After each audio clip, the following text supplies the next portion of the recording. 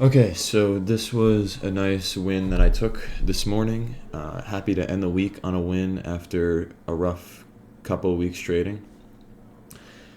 Um, yeah, so this was a really nice setup.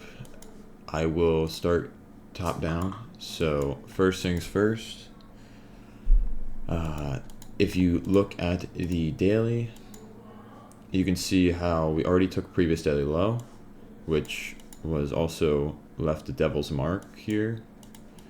Um, we took it, and if you go to the 4 hour, daily doesn't give you much, but the 4 hour gives you a lot. So the 4 hour, we swept the internal low, which I really liked here, or the swing low, I should say. We swept the swing low. We're headed towards, in my opinion, the 4 hour fair value gap here, and then from there we'll most likely continue lower. I mean, I'm bearish until proven otherwise at this point. Long term, I mean, we are clearly bearish right now.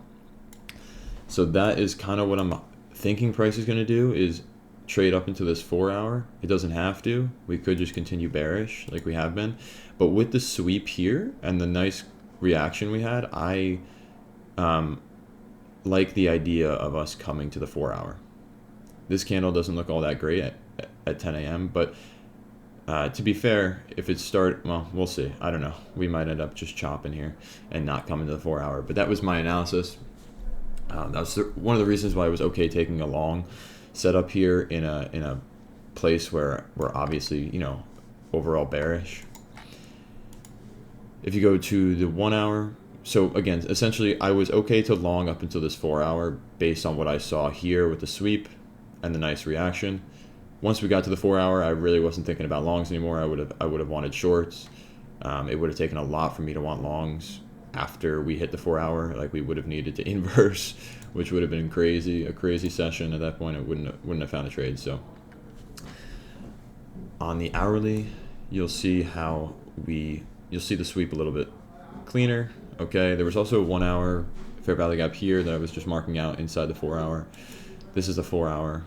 1 hour doesn't really give you much. The 15-minute, you'll see the 15-minute. I know we already tapped into the 15-minute fair value gap with this candle, but we were tapping into it again and reacting off of it nicely. And we also left some nice equal highs here, which we ended up taking, and that was my TP. So that was nice to see. Clearly, my TP was correct because now we're folding. But we're using a 15-minute fair value gap, also a 5-minute fair value gap that was untouched. So we did tap into the 5-minute that I was looking at. And again, the 5-minute really shows nicely how these highs formed and how there was some nice liquidity above here. And once I got that sweep, I was looking, and we reacted off a 5-minute for a quote-unquote 5-minute continuation in a way. I looked at the 2-minute, that was the highest time frame fair value gap to get inversed. Set a limit here, got tapped, and saw a 0 drawdown, which is awesome. I'm very happy with this trade. It pumped to my TP straight away. Every rule of the model was followed, and yeah, it was a solid trade, solid way to end the week. This was the execution on, so one mini or one micro on, not one mini, I wish. One micro on my Express account to make 220, and then 2 mini or micros on all my trading, on all my evals, my 3 evals. So that is it. It does look like at this point we're just going to continue to probably chop around here. That was kind of the condition for us to go to the 4 hour, in my opinion, is if we just kept expanding off of my entry, but we did not. We rejected these lows pretty heavily, so we will probably either chop around now or just go lower without hitting the 4 hour. But yeah, that was the trade.